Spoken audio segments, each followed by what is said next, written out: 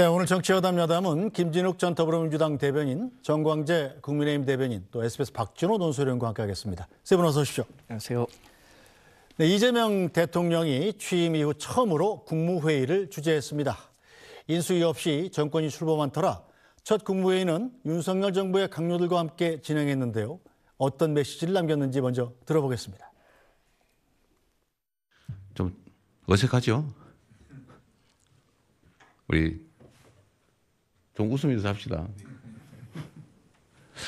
자, 우리는 다 우리 국민으로부터 위임받은 업무를 하는 대리인들이니까 그냥 국민을 중심에 두고 현재 우리가 할 최선을 다하면 됩니다. 물론 여러분들 매우 어색할 수도 있고 그러긴 하지만 공직에 있는 그 기간만큼은 각자 해야 될 최선을 다하면 될 것 같아요. 어쨌든 저로서도 아직 이 체제 정비가 명확하게 되기에는 상당한 시간이 필요한데 그 시간 동안도 우리 국민들은 어쨌든 어려운 상황에서 고생을 하십니다. 그러니까 최대한 저는 그 시간을 좀 줄이고 싶고 현재 여러분들이 또 헌법기관으로서 또 법률에 의해서 하실 일들이 또 있지 않습니까? 그래서 오늘은 각 부처 단위로 현재 현안들 한번 체크를 한번 해보고 싶어요. 좀 어색하고 그러긴 하지만 그래도 최선을 다해 주시기 바랍니다. 네, 자 김진욱 대변인, 이때 여당이 되셨으니까 일단 이재명 정권이 출범을 했습니다만 윤석열 정부가 임명했던 강요들하고 국무회의하는 상황 자체가 약간 좀 편하지는 않은 거죠. 혹자들은 불편한 동거다, 어색한 동거다 이런 말씀들을 하시는데 지금 상황이 좀 어쩔 수 없는 그런 상황 아니겠습니까? 보통의 대통령 선거가 끝나고 나면 한 2달 정도의 인수위 기간이라는 게 있고 그 기간 동안에 국무총리 또 장관들 인선들이 어느 정도 진행이 되면서 시작할 수 있는 상황인데 이번 같은 경우에는 대통령 당선과 동시에 대통령 직위를 수행해야 되는 그런 특수한 상황이 도래했고 지금 상황에서는 전임 정부의 강요들과 함께할 수밖에 없는 상황이지만 좀 전에 이재명 대통령께서도 말씀하셨듯이 모두가 국민을 위한 공직자이고 국민을 중심에 두고 하는 그 정치와 행정이라면 그것은 어느 정부와 관련 없이 최선을 다해 주실 것이다 이런 기대감을 좀 가지고 있고요.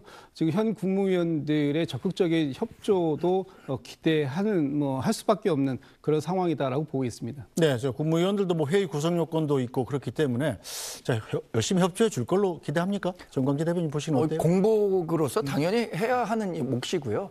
국무회의 의결 최소 정족수가 11명입니다. 그러니까 11명이 구성되지 않으면 국무회의 자체에서 대통령으로서 어떤 권한을 행사할 수 없기 때문에 최소 인원은 보장돼야 되는 거고요.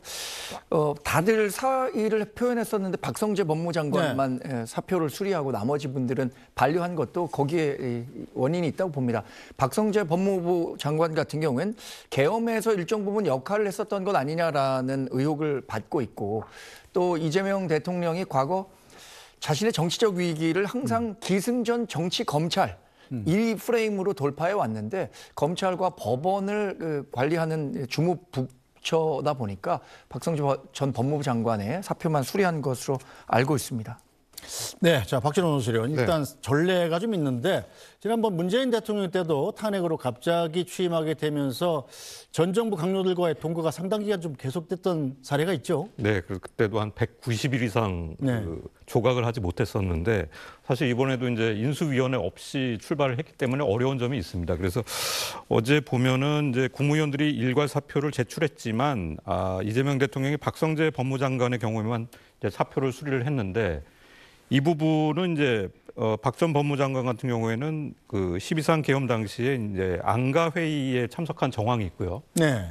그러다 보니까 이제 그 내란 관련해서 약간 그 수사를 받을 수 있는 그런 상황이거든요. 아마 그런 점을 좀 의식해서 먼저 사표를 수리한 것으로 보이고 앞으로도 아마 오늘 뭐 이제 전 정부의 장관들이 대거 참여를 했지만은 순차적으로 또 선별적으로 계속 수리를 하면서 해당 부처의 경우에는 일단 인사청문회가 필요 없는 차관급 인사를 통해서 이 부처 행정을 장악하는 방식으로 아마 국정을 펴가지 않을까 그렇게 예상이 됩니다. 그리고 지금 좀 주목되는 것은 이제 대통령실인데요. 역시 뭐 대통령실 직제 개편을 통해서 뭔가 재정기획관이라든지 통상보좌관 신설 얘기가 나오는데 이건 역시 이제 지금 이재명 정부가 대대적인 정부 조직 개편을 준비하고 있기 때문에 네.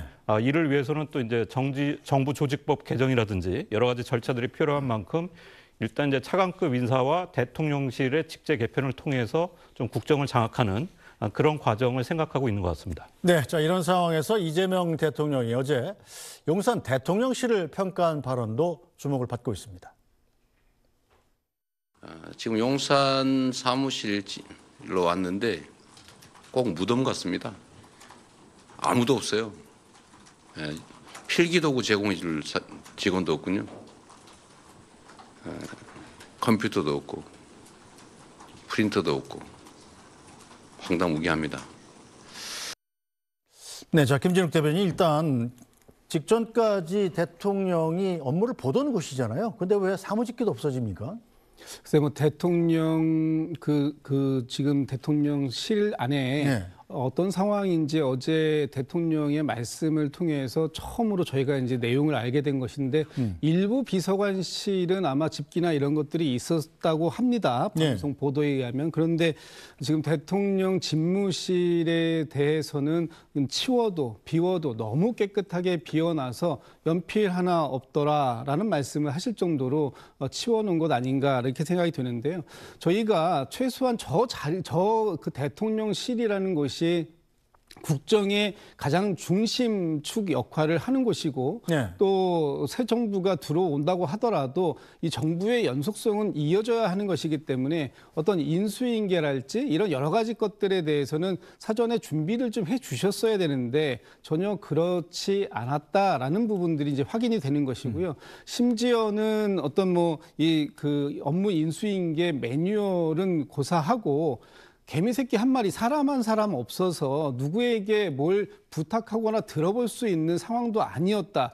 그래서 어제 오후에 대통령께서 명령을 내리시지 않았습니까? 여기에 근무했던 이제 공무원 중에는 두 가지 부류의 공무원이 있잖아요. 일반직 공무원이라고 하는 늘공 또 어느 날 공무원이 됐다고 하는 정무직 공무원들. 그 정무직 공무원들이야 이번에 새롭게 그 정부가 바뀌면서 들어갈 수밖에 없는 상황이라 하더라도 일반직 공무원들은 현 자리를 지키면서 계속 업무를 보고 있어야 되는 것이고 업무의 연속성을 가지고 있으면서 다음 공무원들에게 그 내용들을 전달해야 될 의무가 있었던 사람들인데 그 사람들조차도 원래 소속 부처로 전원 원대복귀가 되었었던 상황이었다. 그렇기 때문에 전혀 업무의 인수인계에 대한 의지가 없었던 거 아니냐 이렇게 저희가 바라볼 수밖에 없었고 그래서 오늘까지 다시 원래 소속했던 근무했던 비서관실로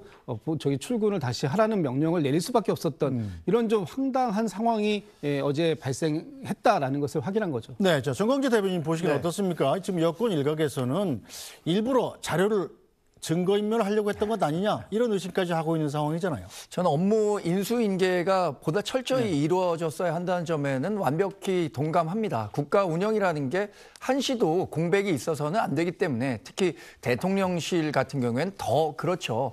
근데 지금 말씀하신 내용 가운데는 대통령과 이제 대통령실에 새로 근무를 하시는 분들의 이야기만 일방적으로 나오고 있는 것 같아서 실제로 자리를 비우고 나온 분들은 어떻게 대처를 했었는지에 대한 이야기가 전해지지 않고 있기 때문에 제가 확언해서 말씀드릴 수는 없겠습니다만 이런 상황이 발생할 수 있다는 점에서는 저는 그 인수인계와 관련한 매뉴얼이 충분히 만들어졌어야 한다고 생각합니다. 특히 이 정권이 교체되는 과정에서는 아무래도 이 정치적 이념이 달리하는 정권이라면 인수인계가 아주 원활하게 이루어질 수는 없겠죠. 다만 말씀드린 것처럼 국정 운영엔 공백이 없어야 한다는 점에서 이런 부분에 좀 잘못된 부분이 있다면 앞으로 개선해야 할 거고요.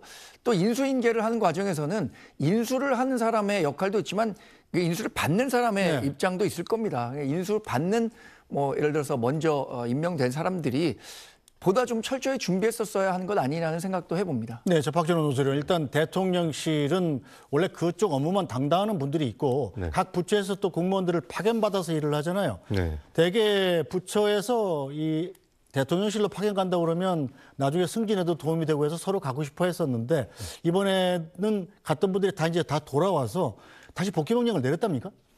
예, 그렇습니다. 그 말씀하신 대로 이제 각 부처에서 청와대 파견을 가는 공무원분들 같은 경우에는 각 부처의 에이스라고 불리면서 약간 실무 능력이 상당히 뛰어난 분들이 많습니다. 근데 이번 같은 경우에 좀 특이한 점이 있는 게 일단 12.3 계엄 관련 그 사태가 있었기 때문에 이 상황에서 이분들이 이제 차기 정부의 업무 인수인계를 하는 과정 자체가 좀 개인적으로 상당히 부담을 느낄 수 있는 부분들이 상당히 많을 거고요.